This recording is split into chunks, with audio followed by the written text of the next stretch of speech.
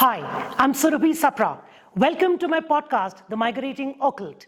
Our guest for today is Mr. Stephen Alter, an award-winning, acclaimed, and celebrated author with more than 23 works of fiction and non-fiction, bringing to life different, encapsulating stories revolving around myth, legends, folklore, and wildlife from the legendary and magnificent Himalayas. Born in 1956 and raised in Mussoorie, he insists that despite the Himalayas being home, several aspects of the mountains remain beyond his understanding. That is what fascinates him, that they are both familiar and unknown.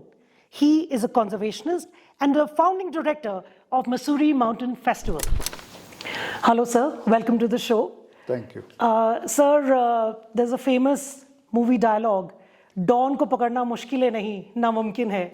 And today I have managed to finally catch you for this interview. So thank you so much for giving us your time. Well, my pleasure. My pleasure to be here. Thank you. So let's start with a very basic fundamental question. What is the difference between a writer and an author? Well, in truth, there's no difference at all. Okay. I mean, a writer and an author are interchangeable words. But I think that if you hear a writer ever calling himself an author, you can be sure that he thinks very highly of himself. All right. He feels that he has some authority over other people. But at the end of the day, whether you're a writer or an author, you're doing the same thing. You're sitting down at a laptop or a typewriter every day and trying to produce a set number of words for that day. All right. And what are the basic traits of being a good writer or a good author, for that matter? Well, I think the most important thing for any writer is to engage with an audience, with a readership. And many authors do that by surprising their readers, shocking their readers, something that wakes their readers up and makes them want to read further. Because the last thing you want is for somebody to get bored with whatever it is that you're writing. So the main thing is to engage with a readership and hold their interest and keep them reading till the end of the book. Yes. So I've read that you are a stickler for schedule, and you write every morning without fail between 7 to 11 a.m., shutting out all intrusions and produce at least 1,000 words every day and you've been doing this for the last 45 years. Sir, I consider myself to be a little bit creative, not a writer, not an author, but yes. True. But unfortunately, my brain is the most creative at the most awkward of times and at the most awkward of places. And most of the times I don't even have, the means to kind of write down my thoughts. So how do you train your brain to be productive at a particular time? And I mean, how do you do it? Well, it's a discipline. I mean, writing is a discipline just like any other. Music is a discipline. A musician has to practice regularly to be able to perform in a concert. So for a writer, it is a process by which, I mean, when I started writing, I had two professors in college who, they told me straight off that we're not going to be able to teach you how to write or how to be creative. But what we can do is teach you the discipline of writing, the way in which a writer can schedule his or her work during the course of the day and produce a set number of words. And each writer has a different quota of words. I happen to write about 1,000 words a day. Others will write more, some will write less. But the most important thing is to stick to it. You cheat, always you cheat. I mean, nobody is perfect. But at the same time, if you stick to those 1,000 words a day, as I do, then, and stop when I finish 1,000 words. But I find that at that point, then I have exhausted my imagination. Whereas when I stop at a specific point, then next day I know exactly what I want to write. I don't use notebooks very much because I always feel that if it's a good enough idea, I'll remember it. So how do you choose your subjects or your topics for writing? And do you kind of like work on one topic at a time, or there are ample ideas going on in your mind and then you keep writing and then one fine day you'll say, okay, now I'm going to write on this, or how does it happen? Well, mostly I write books, and with a book you have to commit yourself to a whole year at least of certainly research and writing. So it can't be a snap decision in that way, but I think I'm constantly running ideas through my head that maybe that would work as a book, or maybe that would be a chapter in a book, whatever it might be.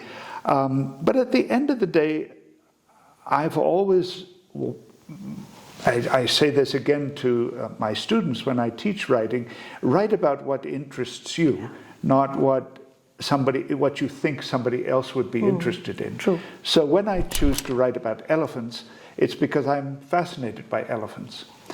If I choose to write about the Himalaya, it's because it's my home, it's where I grew up, and it's the environment that I find the most inspiration in. So choosing a subject is something that, it's a slow process.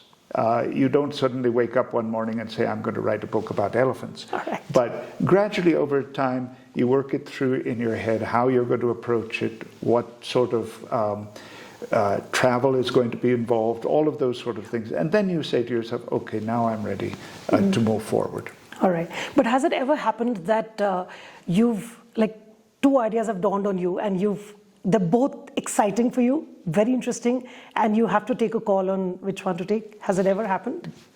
I don't think it's happened simultaneously, but sometimes I've started a book and then at a certain point something else occurs to me. And I don't work on two projects at once. I'm not able to do that. Okay. And I consciously won't begin a new book until I've finished. If the project you're working on is something that is worth writing, it will generate all the excitement you need in that way, and you won't get distracted by other things. But there's always a point in the writing process where you're thinking ahead. So often when I've finished a book, I do know what the next book will be. Yeah, okay, all right. So you've written books on the life of Jim Corbett, on elephants, on Himalayas, our holy rivers, on India's wild heritage. Your book, Birdwatching, is a spy thriller, but still it has beautiful illustrations, elaborate descriptions of different rare birds. How and when did this strong connect with nature happen to you? Well, I think growing up in Mussoorie and growing up in the first range of the Himalaya, which is a place that has a great deal of biodiversity and wonderful forests and spectacular landscapes and things, I couldn't avoid being interested in nature. And as a child, it fascinated me, whether it was the bugs and beetles that collected near a lamp in the monsoon, or the different shapes and colors and textures of foliage in the forest, or the different bird calls and things like that. So all of that was something that I gained an appreciation for at a very early age. And in most of my writing, I didn't do this consciously to begin with because I started with fiction, but in most of my writing, nature is front and center. But I found in my children's fiction, in my adult fiction, in espionage thrillers, nature plays a huge, huge role. Yes. It's always there. It's always there. And True. I think that the thing about the natural history that surrounds us is that it's full of stories. Absolutely. We tend to think of botany and biology as sort of subjects that you have to sort of cram into your head and memorize, whereas in fact they are just one story upon the other. And once you understand that and once you start using that, then you can tell any story using these different narratives and weaving them into the fabric of your work. Very true, very true. Yeah. Okay. All right, so you've written books on almost all genres of story writing. I'm not written, not science fiction. I don't write science all right. fiction. So almost all. You've written on religion, patriotism, spy, espionage, wildlife, heritage, movies, mysteries, spirits, and children, and so on. What is your absolute favorite genre? But nonfiction memoir is the one that I feel most comfortable in, largely because I find that a journey or some sort of a quest or some sort of a something that has movement in it, and where I have to move from point A to point B, is a nice framework within which I can then tell whatever story it is that I want to. I don't like to be in a sort of static situation. Now, fiction can be full of movement as well, but I find with the nonfiction books that I write, the opportunity to travel is one of the benefits of it, and I often say that I write many of these books because it gives me an excuse to go places that I want to go and see things that I've been wanting to see for a long time. My most recent nonfiction book, The Cobra's Gaze, I was able to visit places like the Sundarbans, parts of Assam, the Sayadris and Agumbe in Karnataka. These were places I'd heard about. Yeah. And when I started writing the book, it gave me the opportunity to go there. True. People imagine, they'll say, how did you know all that stuff that you put in your book? I didn't know it. I learned it on the way. And I didn't keep it in my head. I looked it up in other books, and I did the research. And so I may give you all the names of the different birds that I saw in the forest. It's not like I recognized all of them at that time. I went back and checked and then put those names. So there's a lot of work that goes into making a book. Of course. All right. Sir, has any interesting or unusual incident happened with you while writing a book? No, I mean, there have been no earthquakes or anything while I'm sitting at my desk. Okay. But I think that when I travel, there's always an unpredictable side to the travels. And for instance, when I was writing Wild Himalaya, which is a series of journeys in the Himalaya, and I had gone to Eagle Nest Wildlife Sanctuary in Arunachal Pradesh, which is sort of north of Tezpur in Assam. And we were there primarily to look at birds and other species. And we were camped in the forest there in a campground there. And by complete coincidence, a group of pilgrims arrived from a tribal community in the region, from the Shertukpan family community. And there was a storyteller in the midst of it. All right. So it was a wonderful opportunity for me as a writer to suddenly have someone telling folk tales, mythology, and all of those things. And I didn't plan it that way. I was just there to see the birds. But suddenly this man arrived, and he spent most of the evening telling stories. And for me as a writer, it was wonderful because I could just simply record what he was saying. Record not in a tape recorder, but just but you get more ideas and ideas. So those sort of wonderful accidents happen. They happen. All right. I've always felt that the magic happens at several different levels. All right. There's a simple magic of the combination of memory and imagination, where we recall something and then we imagine it a little differently. Okay. Particularly in fiction, I may have my own personal memories, and then I transform them into a fictional account, and that magic is definitely there. But there's another magic which is linked to that very boring thing called process. I was talking earlier about how if you have the discipline and you stick to it, that process will suggest to you what one sentence will lead on to the next, and so on and so forth. And there's a very famous writer, an American writer, Flannery O'Connor, and she once wrote how in a famous short story of hers, A Good Man is Hard to Find, in that story she said, I was writing it and I didn't know until I came to the sentence before it that there would be a Bible salesman with a wooden leg in my story. He suddenly appeared in the story. All right. And he appeared because the prose was leading her to that point, and her imagination and her memories were there. And suddenly this character, the Bible salesman with the wooden leg, appears. And I think all writers find that. I mean, when I start a short story or I start a novel, I almost, without exception, don't know how it's going to end. In fact, I sometimes don't even know what's going to happen in the next chapter.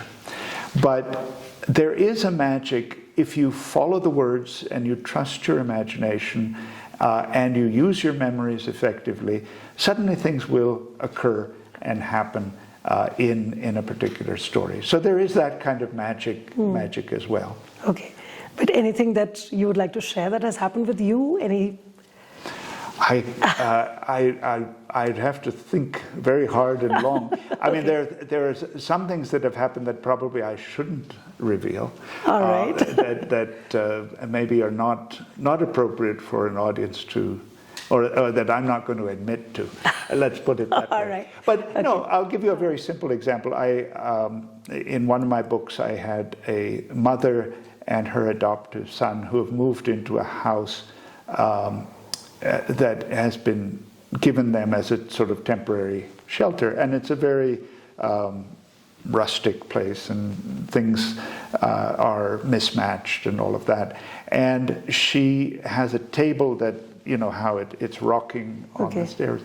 And as I described the table and the fact that it wasn't steady, the next sentence automatically was that she reached up into the cupboard and she took a tin of tuna fish and she put the tin of tuna fish under the table. Now, that's not, I know you want me to tell you ghost stories, and I will, but that tin of tuna fish wasn't there in my mind until she opened the cupboard, and then it appeared in the story. So you have a reputation of being, you're fun-loving, but you're also a little notorious, what I've heard. Okay. Have you ever got into trouble trying to get some information for your book? Well, I definitely get into trouble. I mean, there are moments where you're talking to someone and you're trying to get them to say just as you're trying to get me to say something right now, where I'm trying to get information or get a story out of someone. And what I've found actually in my research often is, rather than my saying to somebody, tell me the story, I will tell a story, and then you'll automatically get a story in return. Yeah. Because I think that the process of storytelling is very much a give and take. I mean, if we were all sitting around a campfire telling stories, I would tell one, and then you would try to tell one that's better than mine. You give some and you get some. You get it. So what I found in the process of doing research, particularly when I'm doing interviews and things with people that I want to write about, is if I just ask them flat out, what do you feel about the elephants that raid your crops? They won't give me a very interesting answer. But if I tell them that I hear that there's an elephant in Assam that has been named after bin Laden, then sure, they'll say, no, we have bin Laden, but we also have this elephant, and his name was this, and then suddenly you get all sorts of information. All right. Okay. So as far as being mischievous, I am mischievous in some things that I write. I may put things into a story that only I will know the joke to that. All right. Or there will be one other person that I know will recognize the joke in that. But I don't tell everybody that. Okay. Yeah. All right. So in one of your interviews, I read that you don't like to talk about the next book, the book that you're writing about, till it gets launched. They say because you're superstitious. Jim Corbett was also superstitious, something about snakes. Charles Dickens slept facing north because he felt that, that kind of increased his creativity in his writing. What is this thing about writers and superstition? Well, you're very right in the sense that if somebody asks me what are you working on, I will never give a straight answer. Okay. I will usually say I prefer not to talk about it. Part of that reason is that if I tell you the story, I've already given it up. Okay. And it's, in a sense, I've spent it in that way. So I like to hoard what I'm working on. All right. I like to keep it to myself. I'm superstitious only because in the past when I have told someone about the story that I'm working on, often I don't get the response I want. Okay. Somebody will, particularly my wife, will say, "What nonsense," and then the whole thing I think it kind of, collapses in that way. It But hinders it with your is, creativity. it has become a superstition, and either if somebody asks me and I really can't get out of it, I'll make something up and just say, "No, I'm working on a book about Kishore Kumar," or something like that. All right. Which I'm not doing. When I lived in Massachusetts, I would go for a walk every day, and I picked up a twig at one point. Okay. And that twig I still have, because it was something that I used to hold it in my hand, the way people hold prayer beads sometimes. And it was something that, I don't think it did any good, but I felt that I was able to think more clearly while I had that in my hand. Okay. And so over the years, it's always been with me on my desk, and I often reach for it when I'm trying to solve a problem or something like that. I guess that's superstition. There is something in that twig that I hold on to in that way. All right, okay. So you went through a tumultuous episode in your life in this house in Oakville, and to overcome the mental and physical trauma, you decided to climb the 3 difficult peaks to prove to yourself that you had healed and to kind of reknit your connections with your homeland. I quote from your book, Becoming a Mountain: "Healing is a journey like any other, a solitary quest leading towards a distant, unattainable summit." Do you really think that the mountains or nature have the power to heal stronger than even therapy? Well, I do feel that. I mean, I think the mountains as a landscape, as a place, because they are so enormous, because they are so complex, so full of different forms of life, I think that they are a place where a human being is able to find solace and to find healing. In essence, I think that what is happening is you recognize that there is something far bigger than yourself.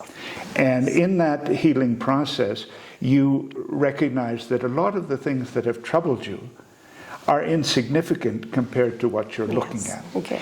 The other thing that I find about mountain landscapes, and I believe this very firmly, even though I myself am not a religious person, I'm an atheist, but I do believe that the core of religious experience, mystical experience, spiritual experience, whatever you want to call it, is that moment in which we recognize the beauty of the world around us. If we're standing on a cliff, looking out at snow peaks in front of us, it's spectacularly beautiful. At the same moment, when we look down below us, it's absolutely terrifying because the cliff falls away 1,000 feet. And I think it's in that moment of recognizing beauty and fear that we have a sense of the sublime, which I think is at the core of most religious experience. Absolutely. I also feel, particularly after having just finished a book about wildlife and cobras in particular, we find that same thing in wildlife as well. If you run into a tiger, you're looking at it and it is spectacularly beautiful, but you're also afraid. Scared of, yes, absolutely. And a cobra evokes those same emotions. And I think those are some of the reasons why cobras are considered sacred, because we respond to them with that intense feeling of awe and then that intense feeling of terror as well. True, true. Beautifully put, sir. What I loved about your book was that you have connected sentiments to the different peaks, the peaks that you were visiting, and you bring out the emotions.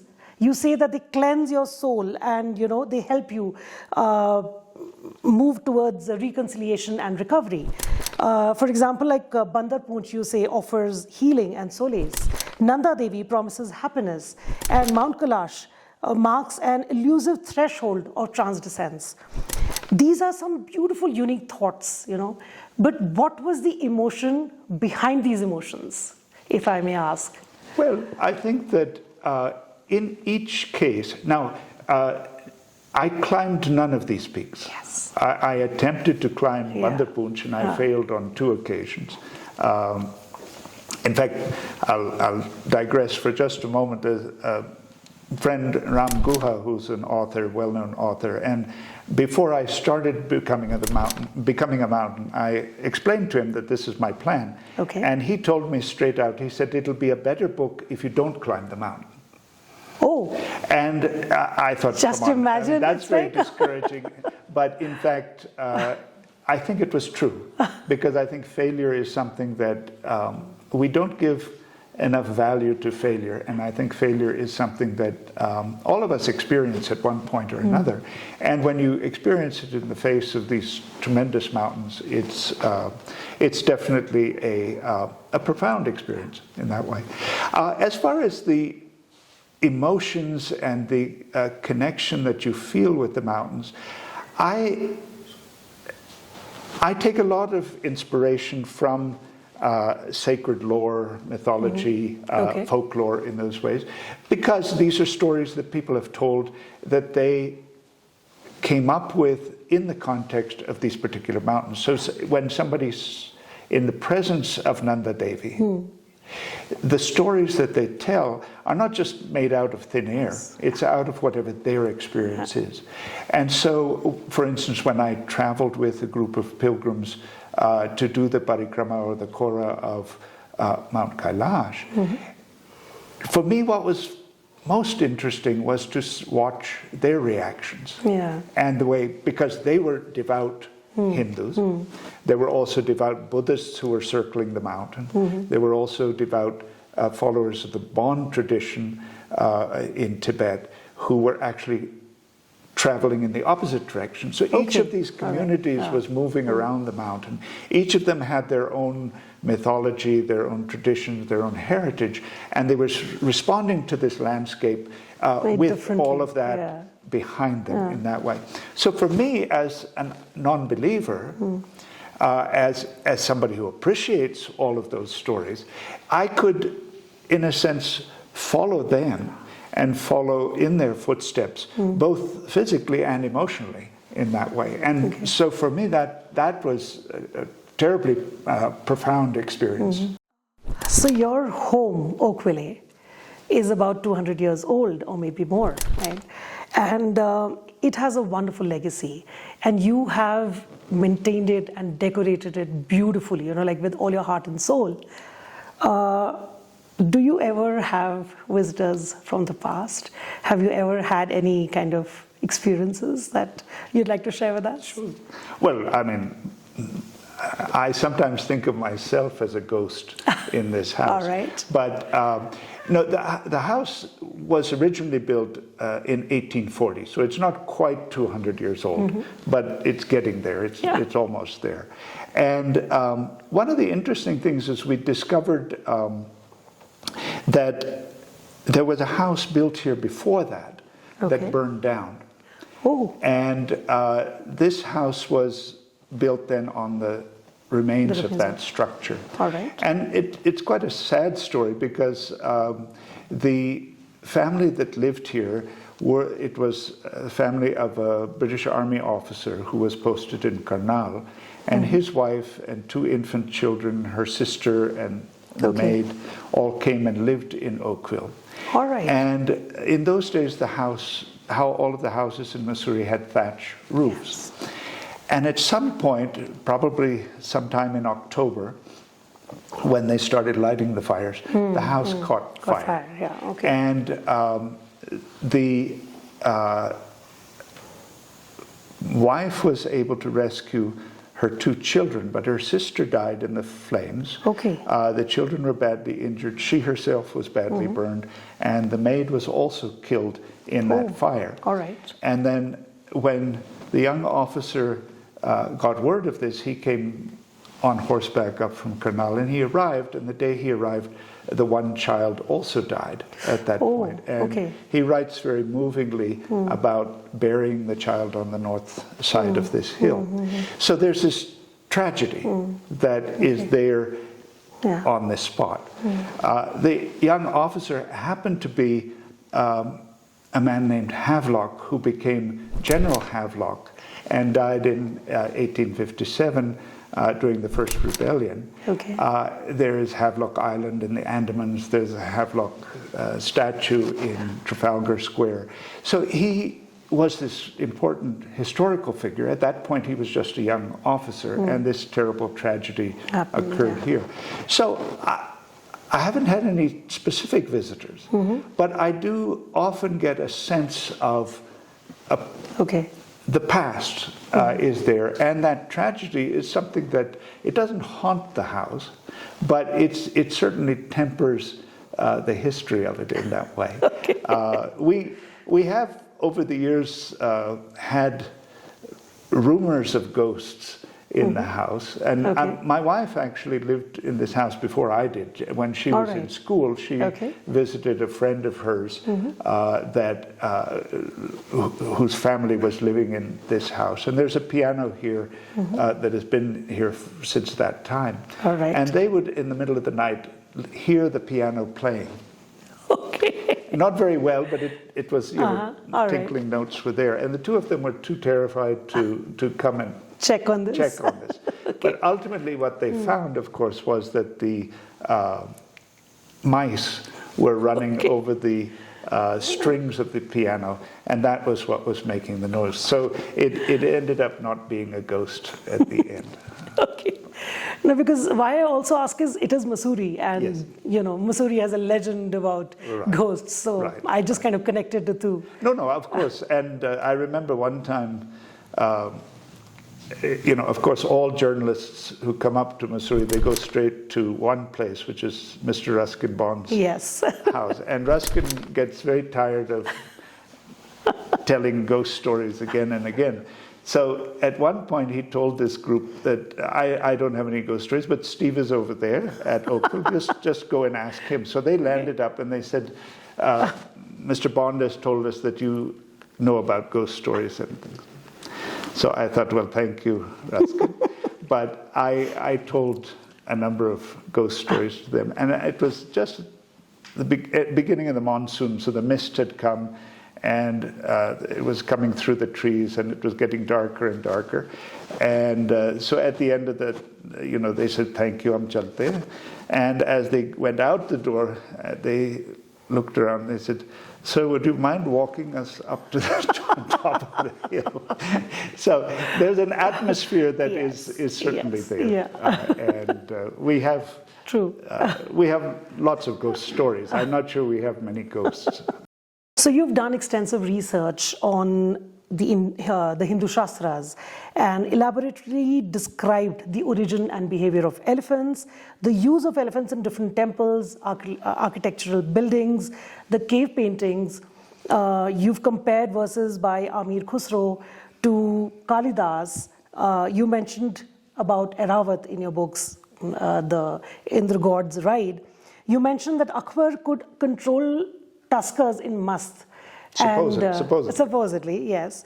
Lord Buddha would subdue elephants with the benign gesture of his hand. And Jahangir was a very concerned naturalist. He was very, very concerned about the welfare and treatment of his tuskers. First of all, hats off to your in-depth research. I mean, amazing. And, but how beautifully you have drawn connections and comparisons between writings from religious texts to spirituality, to poetry, literature, legends, science, international mythology, and amalgamated all of this with history. How do you do that? Well, you first of all choose a subject like elephants, because elephants have so many stories to tell. And one of the things that has always fascinated me, and it's fascinated me in each of the books that I've written that relate to natural history and the environment, but particularly in the elephant book and then in my most recent book on the cobra's gaze, is the way in which human beings observe wildlife, forgetting often that that wildlife is observing us at the same time. And I think there are many moments in which we as human beings look at another creature, completely different species, and yet we recognize something of ourselves in that other species. It may be a primate that looks very much like us, the monkeys. Certainly I recognize myself in their features, in their gestures and things like that. But it can also be with an elephant. There was a famous bestiary or a catalogue of creatures that was written, I'm not sure when, probably in the 10th century or earlier, by an Arabic writer, Muhammad al-Damiri. And he has a wonderful passage in there where he says that when God created the elephant, he put its tongue in upside down. Okay. And if that tongue could be turned right side out, the elephant could speak to us. Oh, interesting. And it's a very interesting, it's a sort of allegory or a fable in that way. But I think elephants, as much as any creature, are a species that we as human beings relate to. Partly because many elephants are held in captivity and we see them in captivity. Also because they definitely have personalities. Yes. They have a nature that we can interpret in human terms in that way. All of that is part of the elephant's sort of story or ocean of stories that surround the elephant. But I think that what interests me is particularly the way in which science and mythology sometimes reflect each other. So there could be aspects of an elephant that a scientist would tell us about its anatomy, and what a poet would also describe. So, the one example that I often use is the expression Gajgamani. And Gajgamani refers to many things, but it refers to a woman whose walk is as beautiful as an elephant. Now, if I complimented a woman and said, your walk is as beautiful as an elephant, I'm likely to get slapped in the face. True. But the truth of it is, if you watch an elephant, particularly from behind as it's walking away from you, it has a very seductive, graceful walk. Yeah. Almost as if it's walking on its tiptoes. Now, Mf Hussain made an unusual film called Gajgamani, in which Madhuri Dixit is the prime character, and she spends a lot of time walking away from the camera as gracefully as an elephant. Now, the dancer who imitates the elephant's walk often walks on her toes. The fascinating thing is that if you look at an X-ray of an elephant's foot, we usually think of an elephant as completely flat-footed. But that's mostly cushion, and the toes of the elephant are actually pointed down, and so you have this shock absorber underneath. And so when it puts its weight down, it goes down. The elephant is actually walking on its toes. So there is, in the scientific analysis of the morphology of the elephant, its anatomy, there's a story that is reflected in Gajgamani as well. And when those sort of stories coincide, you had asked about the magic in writing. That's the sort of magic, at least for me, if I'm reading a book and the author is able to put those two things together. That's where the magic happens in literature. All right, so you have this hunger and passion for research that we can make out from your books. But as an author, you can only tell so much to your audience. There's a limit to how much you can write. Why would you limit yourself by becoming an author and not becoming a researcher? Well, there was a point when I was in college where I did consider that I would become an academic. All right. And becoming a scholar, it seemed the logical thing to do. My two brothers have become scholars, and both of them can put PhD after their names. All right. And I'm very proud of them for that. There was a point, though, where I realized that I was not an academic.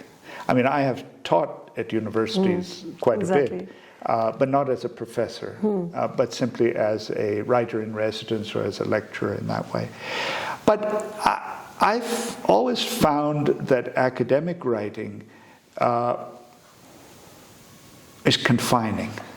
Okay. And you were suggesting that I would broaden my horizons by becoming an academic. I think academic writing is often very narrow, partly because there is a particular expectation for whatever article or book you're writing.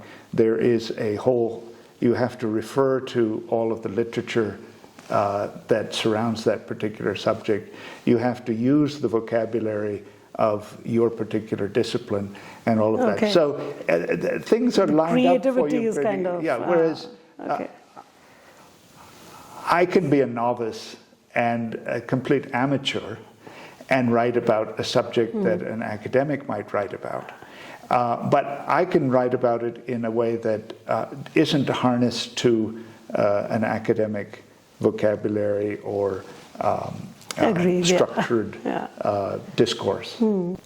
So your first story was published in 1976, and I quote you from one of your articles: "Writing is a fatal addiction that leaves your bank account empty but fulfills a storyteller's desire to plunder a reader's imagination." Coming to the present world, which is dominated by social media, Google, ChatGPT, AI, etc., everybody is a writer today. Almost everybody is a writer. And given the shallow knowledge, lack of research, it's more like easy access through the net. And you just Google everything and you have it. Do you still feel that writing is a fatal addiction, or has it become an easy way of getting attention and being there? Well, I think that when my first story was published, it was published in the Illustrated Weekly of India, and Khushwant Singh was the editor of that. So I have very fond memories of that experience, and have always been grateful to Khushwant Singh for publishing it. But the important thing, I think, is that we had a magazine like Illustrated Weekly. We didn't have Google. Yes. Right. So every week you would wait for the Illustrated Weekly to come, and there were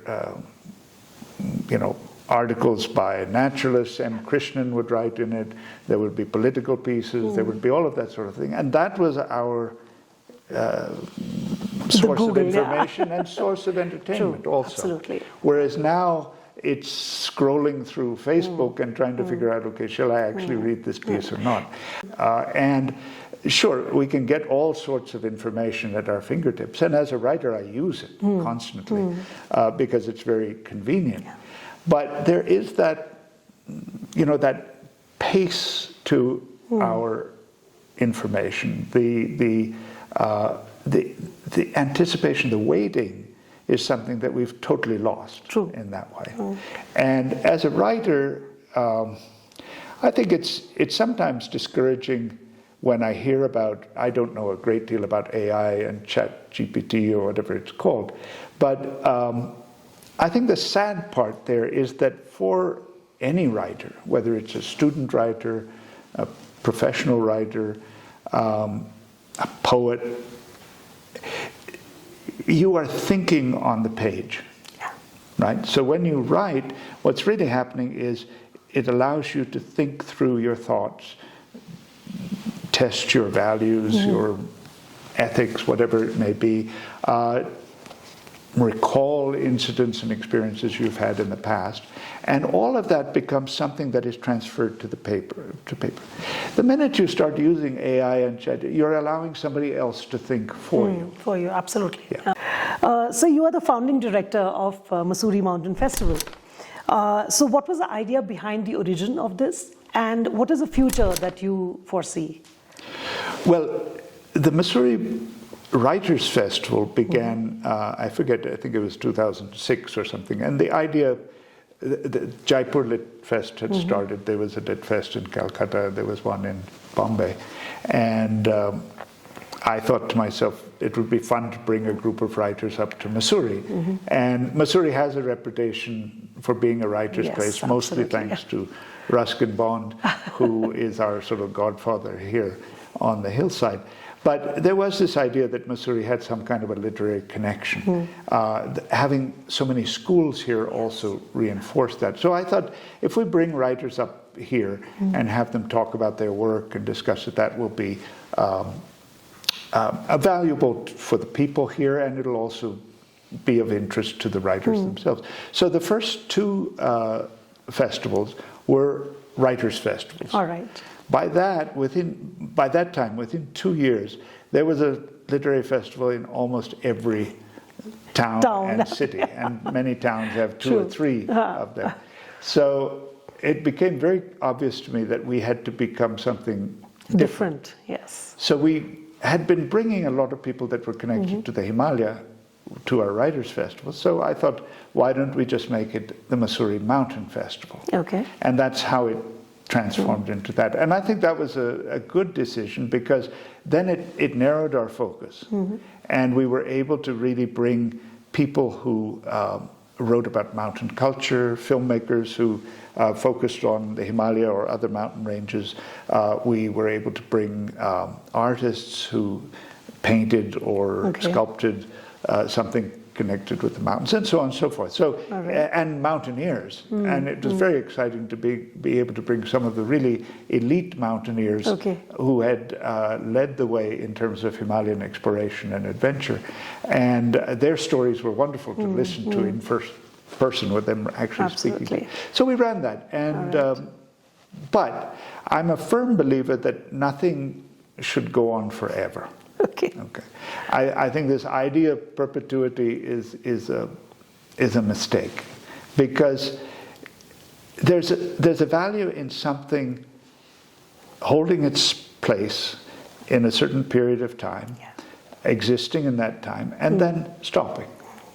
Okay. True. And I also wanted to stop while it was still fun. And I was enjoying it. The minute it became a chore, I didn't want, and I could sense that it was going to become a chore. Whether it was the fundraising, whether it was writing the invitations, whether it was finding the audience. And so after 10, I said, let's stop.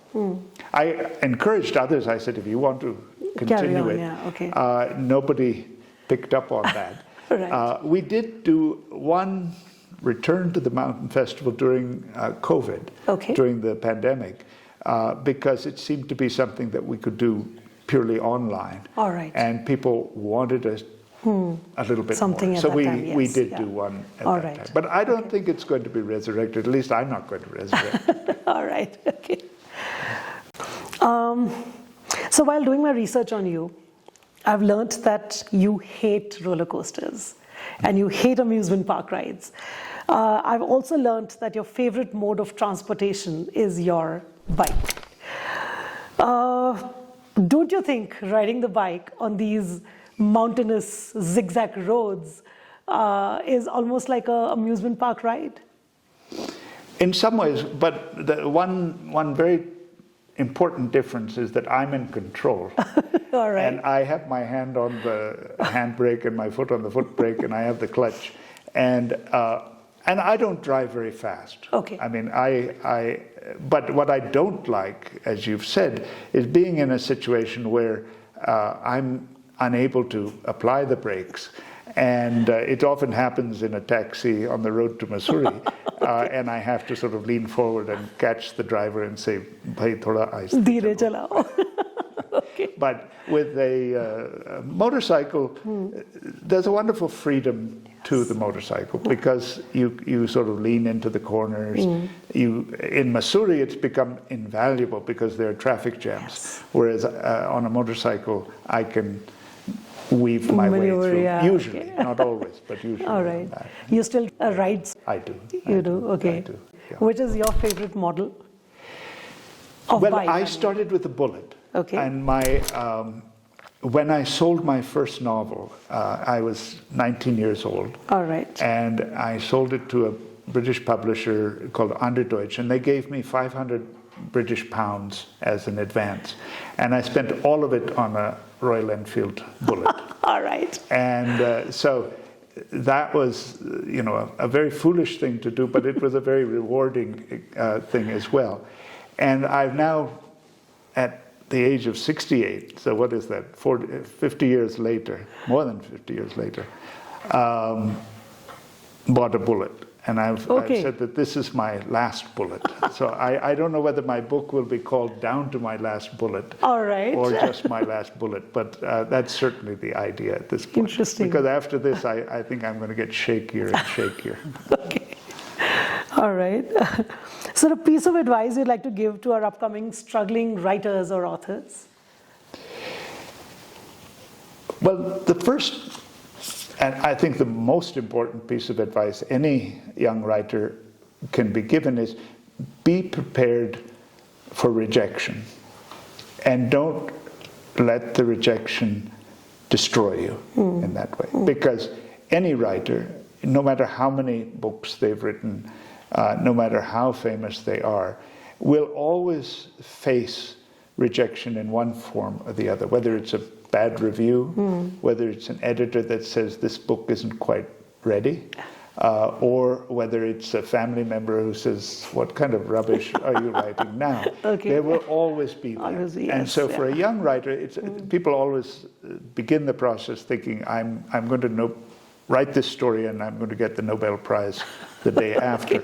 And that's not going to happen to begin with. But also, I think the process of rejection is an important learning process for every writer. And you learn from not so much the praise that you get, but from the criticism that you receive. And listen to that criticism and take it seriously. And be prepared for failure at I think that is what prepares you to do better, to challenge yourself. Of course. Thank you so much, sir. This has been an absolutely enriching experience. First of all, thank you for having us visit your beautiful home, Oakwille. And it has been an absolutely enriching experience, the stories, your life, everything. And I'm sure the audience has so much to learn from this. Yeah. Thank you so much, sir. There's a small memento that I'd like to give to you. Thank you. All right, sir. So this is from one storyteller to another. Oh, lovely. Wow. I call it the Storyteller. Thank you. It's a sambar deer and the tree pie. Tree pie, yes. Basically, it is lovely. Symbiosis. Lovely. One helping the other. Great. Lovely. Thank you so much. Thank you, sir. Thank you.